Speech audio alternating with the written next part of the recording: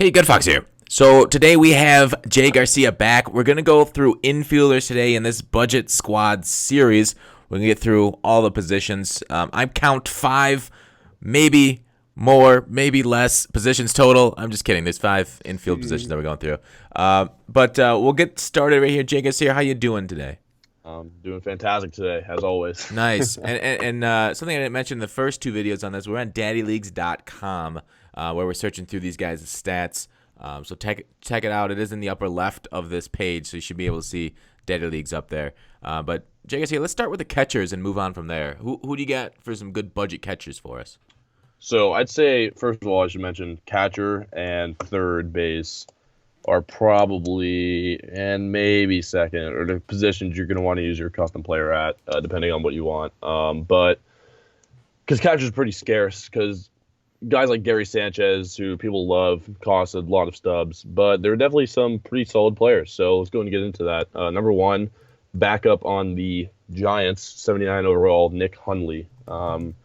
He has pretty good contact against the lefties, and against lefties, he doesn't have much power. But overall, when you look at his card, you see a player that can hit decently well. Today, actually, he has a plus 15 stat boost on his contact and power versus righties, which is obviously pretty convenient because that's pretty nice. But yeah, he has pretty nice fielding stats, and his hitting stats are what they are. They're decent. And when you look at the rest of the catcher position, you just see players that really just they either have really high contact and really low speed or really low power, and or you'll have players that have 30 contact with 80 power, and that's just too much of a gap. So Hundley's just an all-around decent player, and what I really like about him is he has decent plate vision, 60 or 59, which is decent, and blocking is actually a stat that people really sleep on, but blocking definitely matters a lot in this game, and 79 is actually pretty solid. Yeah, definitely looks like a great balanced catcher that you can kind of use and not have to worry about him at all in his weaknesses. You can kind of just set it, because you can't set up lineups versus righties or versus lefties this year. So you got to kind of focus on a guy that can kind of do it all for you instead of using a sub at the beginning of the game. Yeah, exactly. Yeah, so this great suggestion here, Nick Hundley. All right, moving on. Next catcher. Who you got? All right, so this is the second of the 2 catchers, and this is the guy that I would recommend using for everyone. It is Evan Gattis. He is the catcher on the Astros, and he might have pretty poor fielding, I should add. And I was just hyping up all this fielding, but what I should say, in the blocking, right? He has 62 blocking, but you know what? He absolutely tanks in this game. And while I used him before, I went ahead and got the Diamond Lucroy from the Brewers Team Epic. I was using Evan Gattis, and he was doing fantastic for me, playing on All-Star and Hall of Fame difficulties on Conquest and playing at CPU and also online. So he has pretty poor contact against righties, but his power is fantastic, coming in at 84. And once again, when you look at the rest of the catchers, aside from Gary Sanchez and maybe a couple others, really, Evan Gattis is the best you'll see. He can hit tanks. He can, against lefties, solid 71, 74 splits. Play visions is what it is, and speed, is what it is as well. I definitely value speed a lot in this game. If he had 10 speed, I would not use him. I think that the difference between 10 speed and 40 speed in this game is a lot different. It is a big difference because there's a difference between a single and a double in a lot of situations. So, yeah, definitely something to look out for. But I really like Evan Gattis in this game because of his power. And chicks dig the long ball, dude. I don't know what else to say. That's a fair point. Yeah, I mean, and the power really helps, get it between outfielders, too, or get it in the hole, squeak it past infielders. Yeah. So, it's not just home runs, but the power also adds that velocity onto the hit, which is very important for getting the ball actually onto the ground. Yeah, and actually, and I should add something else real quick while we're here. You see all this fielding stats, but he does still have 76 arm strength, which really is, that's pretty solid. So he can definitely still gun people out at the stealing. So, yeah, fantastic option on a budget. And, that's what I recommend. Great. So Gattis, go out and get Gattis. Get Gattis is the word of the day. All right, next up, moving on to what position would you like? All right, we'll do first base. Okay. first base is actually kind of scarce in my opinion. What I should add is if you're doing Conquest and you nail the NL West command mission, for those who don't know, it's you have to conquer all 5 teams' strongholds in the NL West. So Padres, Dodgers, Giants. Yeah. Jeez, how am I forgetting the rest? Rockies and Diamondbacks. Yeah. You get all 5 of those, you unlock this mission, and this mission is you have to hit 10 home runs with All-Star Series players. Now, after you hit those 10, you get an 89 overall Paul Goldschmidt, and I think that's a player you're going to be seeing a lot of in online. His stats really don't even seem that great to me for the Paul Goldschmidt I expect to see, because I think Paul Goldschmidt's one of the best players in the game, like in like the MLB. But he is definitely someone you're going to want to look at and finishing up that mission, because that's not too hard of a way to get an 89 overall first baseman. But in the time being, we should go over these first basemen to help you get there. Okay. So right now we're looking at first player Justin Morneau. Name that's not a name that's really been relevant in a while now, has it? Justin Morneau, obviously you like to see your first baseman be able to hit tanks, but in this situation, he has pretty solid contact, and I think for those who have been listening to Guts videos with me, I think you guys can notice that I really like hitting home runs in this game. But I think Justin Morneau is a fantastic option to play with as well, because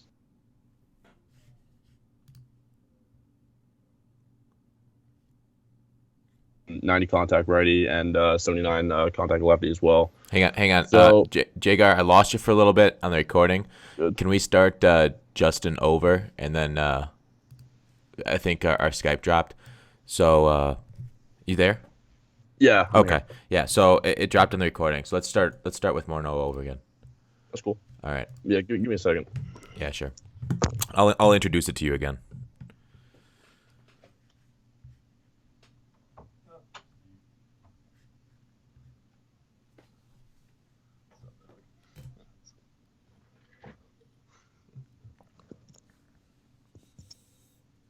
All right. Yeah, I'm good. All right. Hey. All right. Here we go. Ready? All right. Moving on to first base. Who do you got for us there? So first of all, I know first basemen usually like to hit home runs in this game. Or I mean, you like to have your first baseman hit home runs in this game. But someone worth looking at is Justin Morneau. He's a 78 overall first baseman. He's a free agent, which means he's so cheap. Comes in around 26 buy order, 96 sell order. Sell now. Yep. And yeah, he has pretty decent fielding. Obviously, fielding is not really a big thing for first baseman. You don't really need a 99 fielder there, but still, it's always nice to have someone that can field. And yeah, he's 99. No, wow, not 99. 90 contact versus righties with 55 power, and that's pretty solid. I mean, and he has 79 play vision, so you're gonna have a pretty large zone when you're using Justin Morneau. And against lefties, he still holds his own. He has 79 contact versus lefties and 51 power. So, yeah, I mean, he'll be getting some base hits. And, yeah, I mean, if you're using Justin Morneau, you're probably going to be banking on someone else in your lineup to be bringing him in. But if you're a big contact guy, then, yeah, Justin Morneau is a fantastic guy to look up and use. He's a little on the slow side for a contact guy, though, don't you think? 100%, but if you look at the rest of the first baseman, you got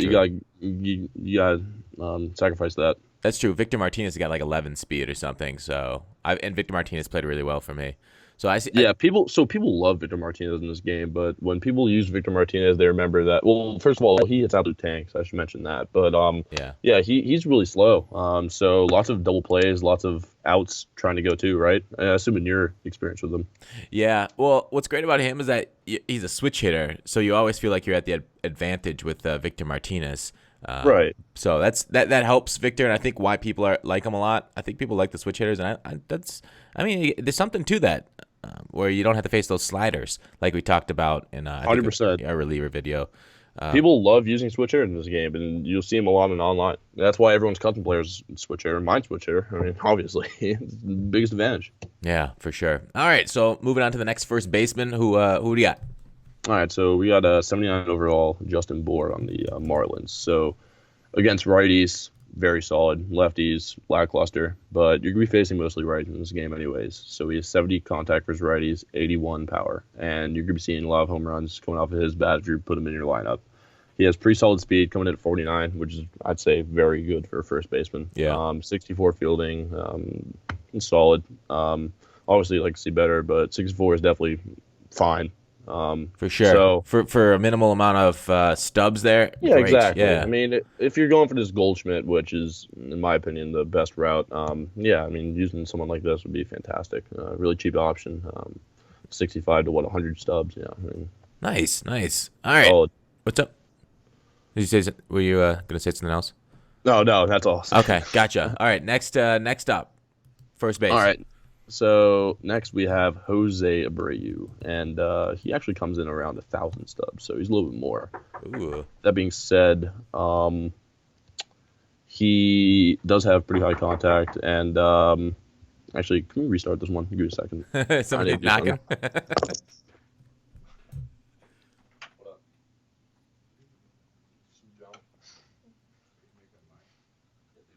Anyways, what are you doing? Did you hang up on it? No. I want to hear what you're saying. You're not going to do it, dude. All right. Well, I want to hear what you're saying. All right, I'm going to talk my thing. Nah. All right. Don't hear that. You feeling better? Yeah. All right, dude. He says. All right, we can restart on Jose Abreu. All right, let me back up and give you. You got plans for later? Yeah, I do. Nice. A little bit later. Nice. All right. Well, how much time you got left? Got enough to get through the next two infielders and outfielders? Yeah, I have definitely enough time for that. Okay, great. And then tips for epics too. How long will the tips take? 10 minutes? Yeah, something like that. All right, sounds good. All right, here we go. All right, JGarcia, who you got next at first base for us? All right, so now we're looking at Jose Abreu. He's on the White Sox, 83 overall. And what I really like about him is that he has pretty high contact and decent play vision, but really does well against both sides of the plate, which is something you don't see very often first baseman. You see a lot of platoon guys there. But once again, 86 contact and 73 power, so he's beating a lot of home runs.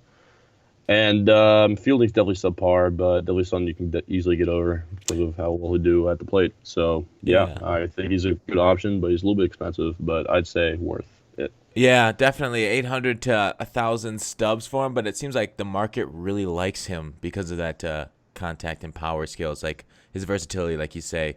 Right. Is this price boosted up because of the set there for the Team Epic? I don't think so. You don't? I think it's just because he's really good. Okay. All right. Very, very cool. Thanks for the first baseman.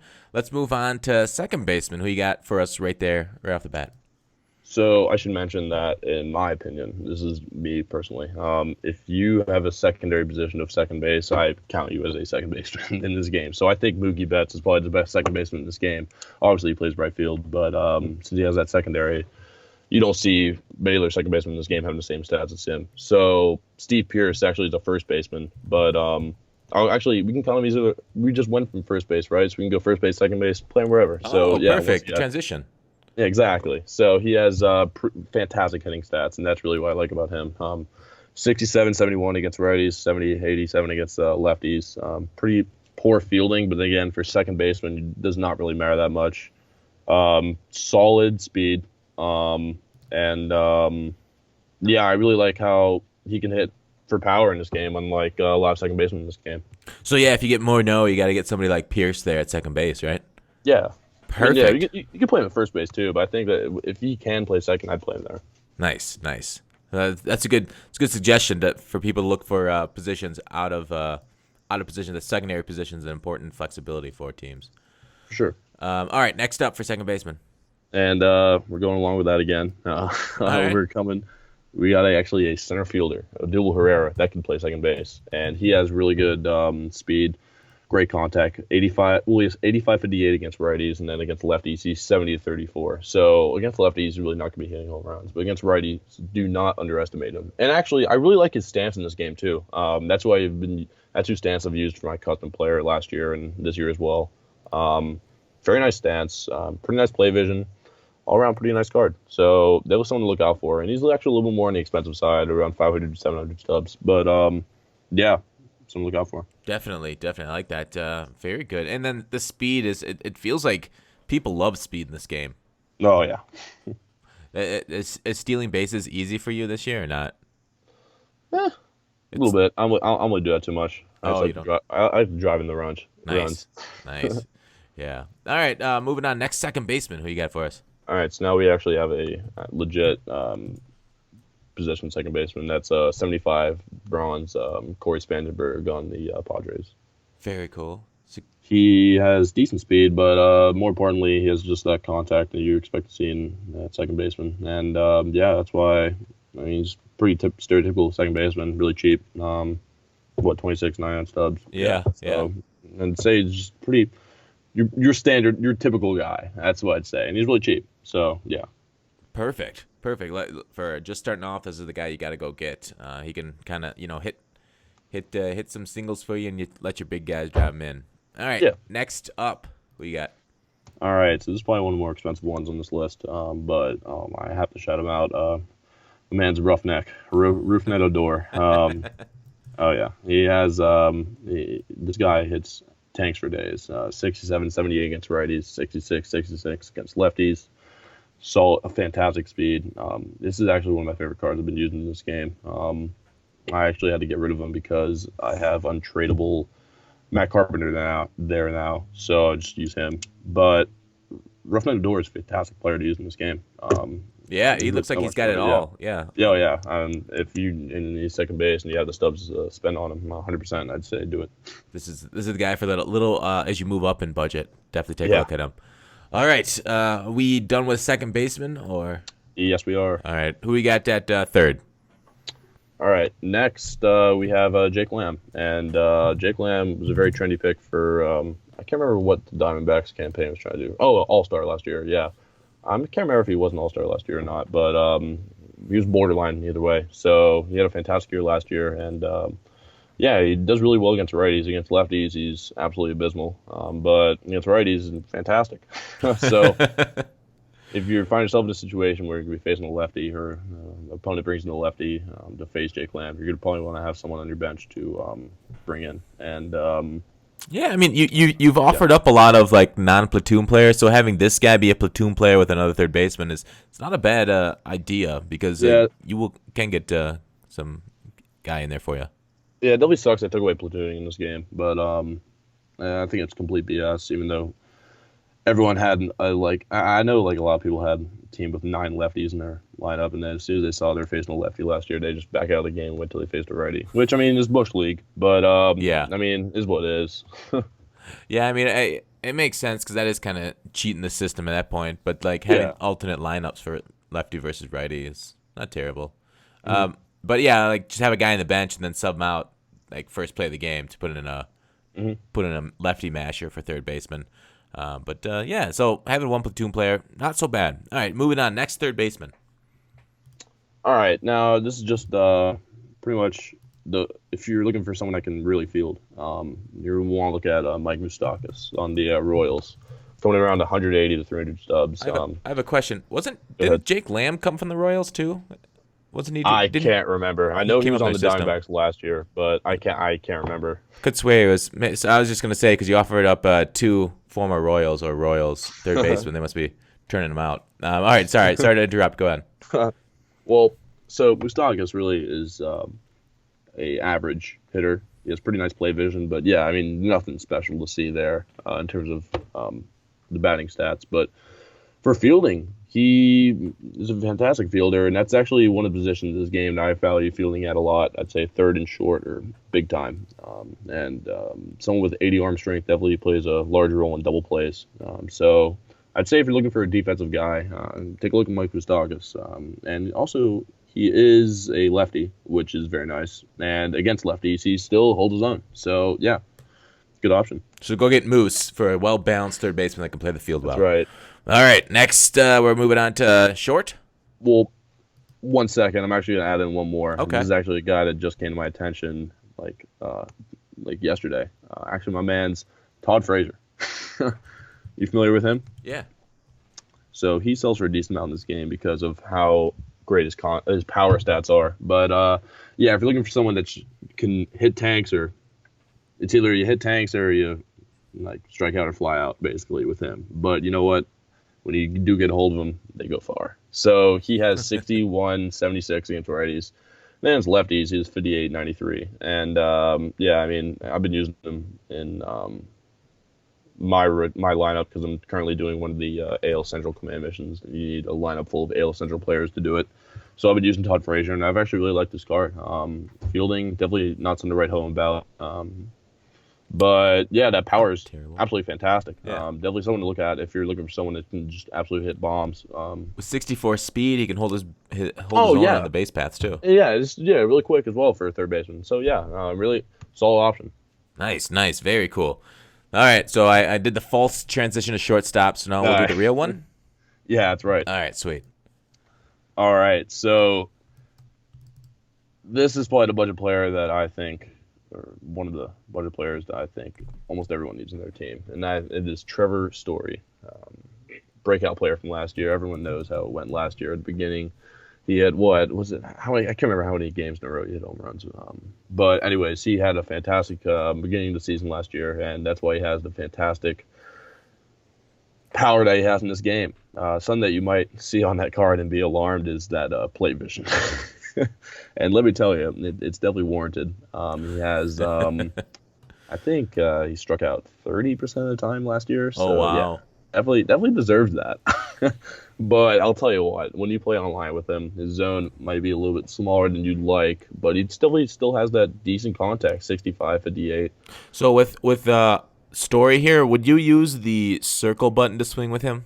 I'd never use contact. Maybe with like someone that has like 90 contact and like 28 like power, or someone that literally cannot hit a home run. Yeah, I might use a contact swing, but otherwise never. Huh.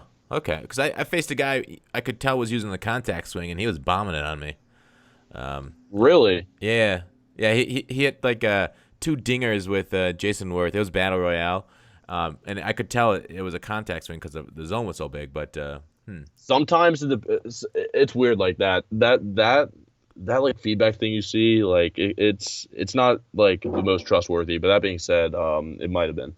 There's probably above average chance, but sometimes when you even press like X, it'll show up as a contact swing in terms of the feedback zone after the pitch. Okay. So yeah. Well, anyways, all right, so nice pick there with Story if you need some pop at shortstop. Nice. And he's got okay fielding stats too. Oh yeah, exactly. Okay. All right. Next up after Story, who you got? All right, so these are just some utility guys now. Play shortstop, second, or third. Primary position right here is shortstop. So you know Escobar. He's on the Angels, 78 overall, bronze, and yeah, he goes for around 38 to 100 stubs. And he's one of these guys that has really good play vision and really good contact. Speed for shortstop, not really where you'd like to see, 51, but definitely solid. And pretty solid fielding stats, what you'd like to see as a shortstop. So basically, he does everything besides power and steal. Yeah. So I guess like a 3-tool player. Yeah. I got you. Bit. Yeah, but a very affordable 3-tool player, 38 by exactly. 100 sell. Yeah. Mm-hmm. All right, next up. All right, so this is actually a recommendation more so for a pinch, I'd say, or platoon guy or pinch hitter, Wilmer Flores. He's a 73 overall on the Mets, and actually I thought it was pretty ridiculous how they gave him 70 contact versus lefty, 80 power versus lefty. That's pretty fantastic. Yeah. Paired with that 85 play vision. Oh, wow. He'll be hitting takes off lefties for days, and definitely someone to consider putting on your bench to face lefties, and only comes in at, 40 to 120 stubs. So yeah, he's a really good platoon player against righties, definitely pretty poor. For a shortstop, that fielding's it's below average, not where you'd like it to be, but once again, definitely something you can deal with. But yeah, I'd definitely recommend him as a pinch hitter against lefties because he's so cheap. Yeah, and then you could put him in at any position on the infield just about. Yeah, exactly. He's a utility guy. Yeah, nice. I like it. Flexibility. Perfect. That's right. All right, next up for shortstop. All right, and this is actually our last guy, and he's coming in around 1,000 stubs, 83 overall, Segura. He plays shortstop, second, and third. And what I really like about his card is that he's really fast, coming in at 84 speed.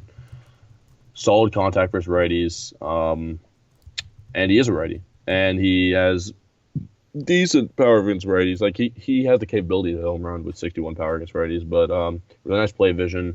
Fielding is what it is. I'd say reaction arm accuracy are a little bit low for a shortstop, but yeah, he still has 72 fielding, and he has pretty good range with that 84 speed as well. So yeah, definitely someone to look out for if you're looking for a utility guy and that can run the bases for you and do pretty well at the plate. Yeah, he does look like he'd do well. I mean, he did pretty well at the plate last year too. 850 stubs for him, though. It was a little on the higher side of budget, but great suggestion. All right, and I think that's it for the infield. Check back, guys, for the outfielders. JGarcia, once again, thank you very much for stopping in and helping us out. Absolutely. Take care. All right.